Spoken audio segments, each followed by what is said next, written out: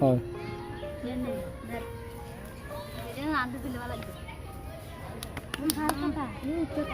মাটি তুলো সবটি শুরু হলো। আসসালামু আলাইকুম। এখানে আমরা একটি গর্ত খনন করেছি। আমাদের আজকের শ্রেণীর সেশনে ছিল একটি গর্ত খনন করে সেখান থেকে কতটুকু বালু উত্তোলন করা হয়েছে তার আয়তন বের করব। তো আমরা প্রথমে একটি গর্ত খনন করি এবং গর্তটি খনন করার পর তার দৈর্ঘ্য, প্রস্থ ও উচ্চতা পরিমাণ করে আমরা খাতায় লিখে নিই। তারপর তা আমরা সূত্রের সাহায্যে আয়তন, যা আমরা জেনে থাকি আয়তন বের করতে হলে আমাদের দৈর্ঘ্য, প্রস্থ ও উচ্চতা গুণ দিয়ে বের করতে হয়। তা আমরা সব একসাথে গুণ দিয়ে দিই। তারপর আমাদের উত্তর বের হয় 1425, যা এখানে লেখা রয়েছে। দেখি তো, দেখাও তো দৈর্ঘ্য কত। দৈর্ঘ্য এখানে স্যার এখান থেকে যদি শুরু করি তাহলে এখানে আসছে 12, আর এইদিকে আরো 7, তাহলে যোগ করলে হয় 19 সেন্টিমিটার।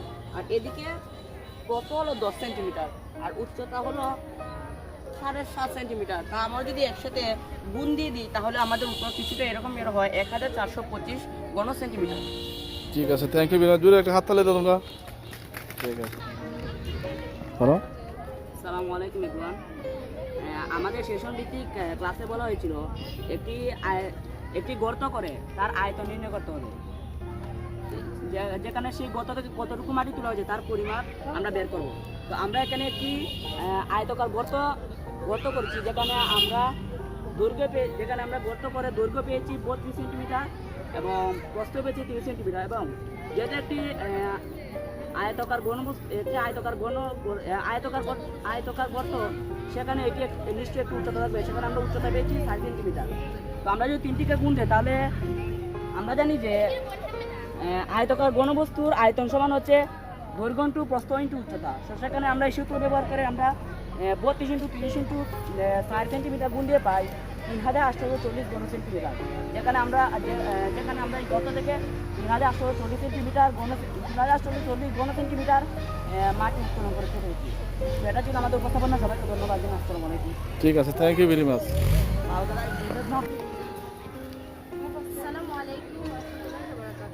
আমাদের গ্রুপ নাম্বার 5, আমাদের গ্রুপের কাজ ছিল যে মাটি খনন করে কতটুকু মাটি বের করেছি সেটা। তো আমরা এখানে দৈর্ঘ্য, আমাদের এইটার দৈর্ঘ্য হচ্ছে 30 ঘন সেন্টিমিটার 30 সেন্টিমিটার এবং প্রস্থ হচ্ছে 30 সেন্টিমিটার। এর উচ্চতা হচ্ছে 18 সেন্টিমিটার। তো এই সবগুলোকে আমরা পূরণ করে পেয়েছি 16,200 ঘন সেন্টিমিটার। আমাদের গ্রুপ নাম্বার 3, আমাদের গ্রুপের পক্ষ থেকে সবাইকে স্বাগত। তারপর আমরা এখানে একটি গর্ত খনন করেছি। এখন আমরা ম্যাপে দেখব গর্ত কতটুকু দৈর্ঘ্য, প্রস্থ এবং উচ্চতা। হ্যাঁ, মাপো। প্রস্থ দৈর্ঘ্য এদিকে, এটা দৈর্ঘ্য না, এটা প্রস্থ। প্রস্থ এদিকে 30 সেন্টিমিটার, এদিকে দৈর্ঘ্য হচ্ছে 34 আর উচ্চতা হচ্ছে 20 সেন্টিমিটার। এটা মিলিয়ে হয়েছে 20,400 ঘন সেন্টিমিটার। আজকে আমরা এই কাজটি শ্রেণীকক্ষে দলগত কাজ ছিল। ধন্যবাদ সবাইকে। ঠিক আছে, থ্যাংক ইউ। 7 নম্বর গ্রুপ থেকে তোমাদের সবাইকে স্বাগতম জানাচ্ছি। আমাদের ক্লাস ভিত্তিক একটি কাজ ছিল যে গণিতের আমরা মাটিতে গর্ত করে তার আয়তন ক্ষেত্র বানিয়ে, মানে আয়তকার ক্ষেত্র বানিয়ে তার এই দৈর্ঘ্য, প্রস্থ, উচ্চতা বের করে তার এই আয়তন বার করতে। এখন আমরা এখানে গর্ত করেছি। এখানে গর্তের আমরা দৈর্ঘ্য দেখে নিব। প্রথমে কত আছে। এখানে আমরা দৈর্ঘ্য 12 ছিল, 12 থেকে আরো আমরা 2 বেশি করলাম। তো এখানে 14 ইঞ্চি আমাদের এই দৈর্ঘ্য। আর এখানে প্রস্থ আমরা করলাম 10 ইঞ্চি। আমরা এখানে প্রস্থ 10 ইঞ্চি করলাম এবং উচ্চতা করেছি 4 ইঞ্চি। সুতরাং এই সব দৈর্ঘ্য, প্রস্থ এবং উচ্চতা নিয়ে আমরা আয়তন বের করেছি। আয়তনটা হলো সব দৈর্ঘ্য ছিল 14, প্রস্থ 10 এবং উচ্চতা 4। এখানে আমরা এই সবগুলা গুণ করেছি, কারণ যেহেতু আয়তকার বস্তুর আয়তন দৈর্ঘ্য ইন্টু প্রস্থ ইন্টু উচ্চতা, ঠিক তেমনি আমরা 560 ঘন ইঞ্চি বের করেছি। চমৎকার আছে, জুড়ে একটা হাততালি দাও। গ্রুপের নাম্বার কত? আমার গ্রুপের নাম্বার 10। আমার নাম মার্জি আক্তার, আমি অষ্টম শ্রেণীর ছাত্রী। আমার রুল 3। আজকে আমাদের কাজটি ছিল যে আয়তন বানানো, আর তাই আজকে আমরা এই কাজটি করেছি। হ্যাঁ। এটার দৈর্ঘ্য হচ্ছে 30 সেন্টিমিটার এবং প্রস্থ হচ্ছে 21 সেন্টিমিটার এবং উচ্চতা হচ্ছে 19 সেন্টিমিটার। আমরা একত্রে এই 3টা সেন্টিমিটারকে গুণ করেছি, গুণ করে পেয়েছি 11,970 ঘন সেন্টিমিটার। আজকে এইটাই ছিল আমাদের ক্লাস মূল্যায়নের উপস্থাপনা। ভেরি গুড, থ্যাংক ইউ, চমৎকার আছে, জুড়ে হাততালি দাও। আমার নাম নীলিমা দাস, আমি অষ্টম শ্রেণীর একজন শিক্ষার্থী। আমার রোল নং 13। আজকে আমাদের কাজ ছিল একটি আয়তকার গর্ত করে তার দৈর্ঘ্য, প্রস্থ এবং উচ্চতা নির্ণয় করা। আমার নাম নীলিমা দাস, আমি অষ্টম শ্রেণীর একজন শিক্ষার্থী। আমার রোল নং 13। আজকে আমাদের শ্রেণীভিত্তিক কাজ ছিল একটি আয়তকার গর্ত করে তার দৈর্ঘ্য, প্রস্থ এবং উচ্চতা নির্ণয় করা।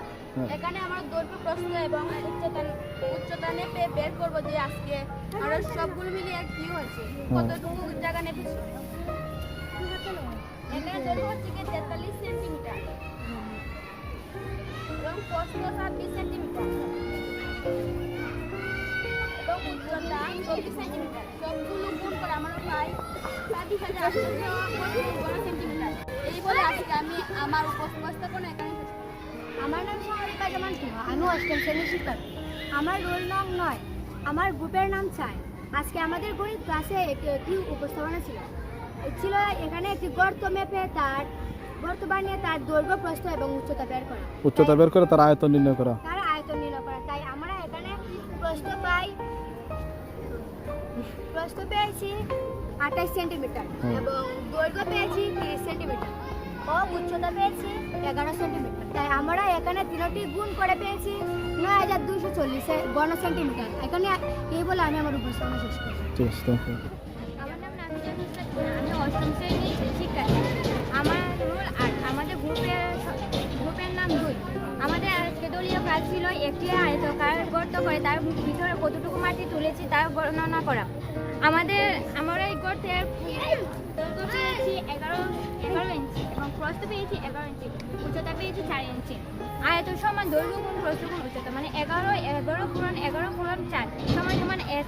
আমার গর্তে আয়ত পেয়েছি 484 ঘন ইঞ্চি। ঠিক আছে, এই বলে আমার উপস্থাপনা শেষ করি। ঠিক আছে, মিটাও।